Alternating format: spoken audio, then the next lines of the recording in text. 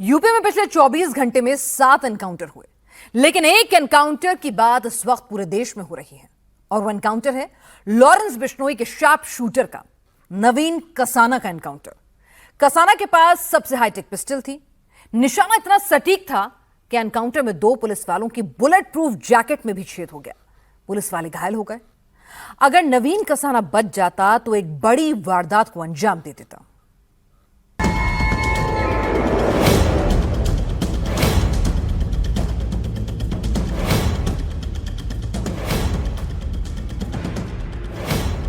अगर इंस्पेक्टर पंकज कुमार और दारोगा अक्षय त्यागी ने बुलेट प्रूफ जैकेट ना पहनी होती तो बिश्नोई गैंग के शार्प शूटर नवीन कसाना की गोली सीने के आर पार हो जाती। नंबर 4 और नंबर 5 पॉइंट पर 2 बुलेट प्रूफ जैकेट ना होती, बल्कि 2 पुलिस वाले हो सकते थे। यह गोली सीधे सीने में लगी है। निशाना कितना सटीक था।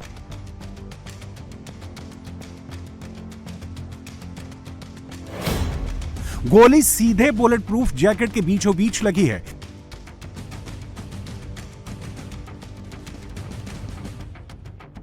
जिसने गोली चलाई है वो कोई आम अपराधी नहीं है, कोई छोटा मोटा बदमाश नहीं है।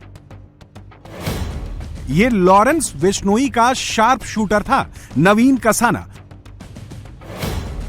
पुलिस और नवीन कसाना के एनकाउंटर में शार्प शूटर नवीन ने 6 गोलियां चलाई, जिसमें 2 गोली इंस्पेक्टर पंकज कुमार और दारोगा अक्षय त्यागी की बुलेट प्रूफ जैकेट में लगी। 2 गोलियों से बाकी 2 पुलिसकर्मी भी घायल हुए। सोचिए, नवीन 6 गोली से 4 गोली वालों का शिकार करने की फिराक में था। नवीन कसाना ने नंबर 2 पर पड़े इसी पिस्टल से 6 गोलियां चलाई थी। 28 मई को दिल्ली पुलिस को सूचना मिली कि नवीन हरियाणा के दादरी में बड़ी वारदात करने की फिराक में है।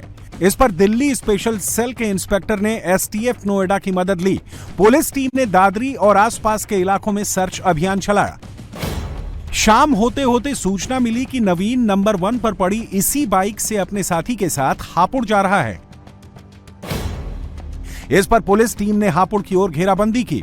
रात करीब 10 बजे काली नदी पुल के पास पुलिस ने जब बाइक सवार 2 युवकों को रोकने की कोशिश की तो उन्होंने बाइक की स्पीड और बढ़ा दी। एसटीएफ ने उनका पीछा किया। यह देखकर बदमाशों ने पुलिस पर फायरिंग शुरू कर दी। दोनों तरफ से तड़ातड़ फायरिंग होती रही और एसटीएफ की एक गोली सीधे लॉरेंस बिश्नोई के शार्प शूटर नवीन के सीने में लगी। नवीन इसी बाइक पर पीछे बैठा था और गोली लगते ही सीधे गिर गया, जबकि उसका साथी अंधेरे का फायदा उठाकर भाग गया। नवीन को घायल अवस्था में अस्पताल ले जाया गया, जहां इलाज के दौरान उसकी मौत हो गई। नवीन लॉरेंस बिश्नोई गैंग का एक्टिव मेंबर था। वो बिश्नोई गैंग के कुख्यात हिस्ट्री शीटर हाशिम बाबा के साथ मिलकर दिल्ली और यूपी में अपराध को अंजाम देता था। नवीन के खिलाफ हत्या, अपहरण, डकैती और मकोका जैसे 20 संगीन मामले दिल्ली और यूपी में दर्ज थे। इनमें से दिल्ली के 2 मामलों में उसे सजा भी हो चुकी थी। उस पर पहला केस सितंबर 2008 में सीमापुरी थाने में अवैध हथियार रखने के आरोप में दर्ज हुआ था। वो गाजियाबाद के लोनी का रहने वाला था। नोएडा एसटीएफ और दिल्ली स्पेशल सेल की एक ज्वाइंट टीम थी, जिनको ये इनपुट मिला था कि एक लॉरेंस बिश्नोई गैंग का एक एक्टिव गैंग मेंबर जो कि दिल्ली के फर्श बाजार के मर्डर के मुकदमे में वांछित है, उसमें मकोका भी लगी हुई है, जो एक सनसनीखेज घटना थी, उसमें वांछित चल रहा है। उस सूचना पे जब टीम ने उसको इंटरसेप्ट करने की कोशिश की तो उसने फायर किया, जिसमें सेल्फ डिफेंस में कंट्रोल तरीके से टीम ने भी फायर किया, जिसमें वो इंजर्ड हुआ, जिसको इलाज के लिए अस्पताल भेजा गया, जहाँ पे वो मृत घोषित हो गया है। नवीन पे करीब 20 मुकदमे हैं, जिसमें मर्डर के 4, किडनैपिंग के 2, मकोका के 2, गैंगस्टर के मुकदमे, काफ़ी संवेदनशील किस्म के इस पे मुकदमे। नवीन लॉरेंस बिश्नोई गैंग के लिए काम करता था और हाशिम गैंग से भी जुड़ा हुआ है। हाशिम गैंग इसके साथ एक्टिवली जुड़ा हुआ था और उसके साथ ही घटनाएं करता था। पुलिस ने शार्प शूटर नवीन के पास से 32 बोर की एक पिस्टल, 2 जिंदा कारतूस, 4 खोखे, 1 मोटरसाइकिल बरामद किया। पुलिस ने एनकाउंटर स्पॉट की फोटोग्राफी भी कराई। फॉरेंसिक टीम ने सबूतों को इकट्ठा किया। नवीन कसाना कई हाई प्रोफाइल लोगों को निशाना बना चुका था और पिछले 4 साल से फरार चल रहा था। 2009 के साहिबाबाद मर्डर केस और 2011 के गुड़गांव डबल मर्डर केस में आरोपी था। 2014 में सदर बाजार से 26 लाख की लूट और 2018 में जगतपुर की लूट में भी कसाना शामिल था। पत्नी की डिलीवरी के चलते 2021 में उसे पैरोल मिली थी, लेकिन 6 दिसंबर 2021 को सरेंडर करने की बजाय वो फरार हो गया। इसके बाद 2022 में गीता कॉलोनी में 50 लाख के सोने की लूट को अंजाम दिया। यूपी में योगी की पुलिस अपराध करोगे तो गोली खाओगे की नीति पर काम कर रही है। क्राइम कंट्रोल के लिए जीरो टॉलरेंस की पॉलिसी अपना रही है। उत्तर प्रदेश में अपराधियों के खिलाफ पुलिस का ऑपरेशन एनकाउंटर लगातार जारी है। एनकाउंटर सिर्फ हापुड़ में नहीं हुआ, राजधानी लखनऊ से लेकर बांदा तक तो कौशांबी से लेकर मथुरा तक अपराधियों के खिलाफ यूपी पुलिस का कहर टूट रहा है। यूपी में क्राइम करने का अंजाम क्या होता है, इसका ट्रेलर कौशांबी में भी देखा। जब कौशांबी पुलिस ने ऑपरेशन चलाया तो क्रिमिनल्स लंगड़ाते देखे, पुलिस के कंधों पर टिके नजर आए। ये शातिर बदमाश रवि भारतीय है। कौशांबी में खौफ का पर्याय बन रहा था, लेकिन इसका हाफ एनकाउंटर कर दिया गया है। अब इसे खुद पुलिस वालों के कंधे का सहारा लेकर चलना पड़ रहा है। कौशांबी में अंधेरा होते ही ये छिनैती और लूट जैसे अपराध को अंजाम देने लगता था। 2 दिन पहले ही पियर कुंडी के पास महिला से बैग छीनकर भाग गया था। बैग में 25,000 रुपए नगद थे। इस बार कौशांबी पुलिस ने फुल प्रूफ प्लान बनाया था। लगातार सर्च ऑपरेशन चला रही थी। गुरुवार तड़के म्योहर चौराहे के पास पुलिस को 2 संदिग्ध दिखे। पुलिस ने जब रुकने का इशारा किया तो बदमाशों ने रुकने की बजाय बाइक की स्पीड और बढ़ा दी और भागने लगे। इसके बाद पुलिस ने इसका पीछा किया तो फायरिंग कर दी। जवाबी फायरिंग में बदमाश रवि भारतीय के पैर में गोली लगी, जबकि उसका साथी किशन अंधेरे का फायदा उठाकर फरार हो गया। बदमाश रवि 25,000 का इनामी है। लूट, चोरी, छिनैती जैसे गंभीर मामलों में वांटेड था। शातिर बदमाश की गिरफ्तारी के लिए 3 टीमें तैनात की गई थी। भाग रहे व्यक्तियों में से एक घायल हुआ है। घायल की पहचान पूछताछ करने पर उसकी शिनाख्त रवि भारती पुत्र वीरेंद्र भारती, जो कि प्रयागराज कमिश्नरेट के थानापुरा मुफ्ती के ग्राम मंदरा फाटक का था, ऐसे शिनाख्त पाई गई, जो कि 25,000 का इनामिया था। इसके अतिरिक्त जनपद कौशांबी के थाना करारी एवं अन्य थाने पर वो लूट जैसी वारदातों में वांटेड भी था। लव कुश उर्फ लबू और बॉबी हैं।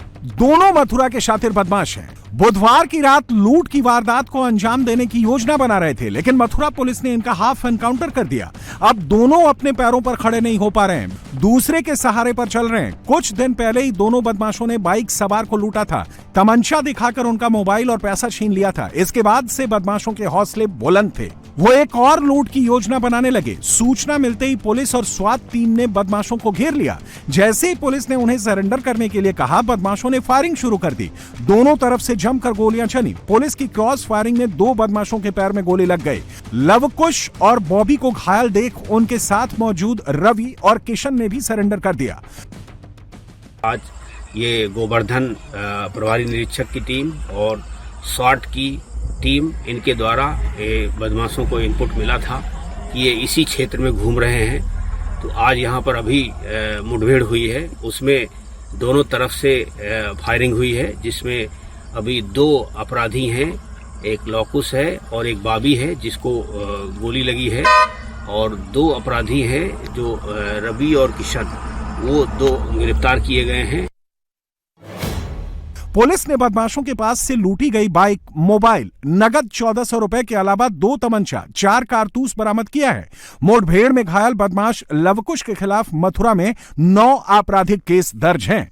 तमंचा, गोली, मोबाइल फोन, बैग, स्कूटी, ये बताने के लिए काफी है कि योगी की पुलिस ने लखनऊ में किसी बड़े अपराधी का इलाज किया है। लखनऊ के आलमबाग में बस कंडक्टर से लूटपाट करने वाले बदमाशों से पुलिस का आमना सामना हो गया। आलमबाग के देवी खेड़ा रोड पर चेकिंग के दौरान बाइक पर सवार 2 बदमाशों को पुलिस ने रोका, लेकिन बदमाशों ने गाड़ी रोकने की बजाय पुलिस पर फायरिंग कर दी। पुलिस ने भी गोली का जवाब गोली से दिया, जिसमें पुलिस की गोली बदमाश गौरव कन्नौजिया के पैर पर जाकर लगी, जबकि बदमाश का दूसरा साथी शिवम अंधेरे का फायदा उठाकर मौके से फरार हो गया।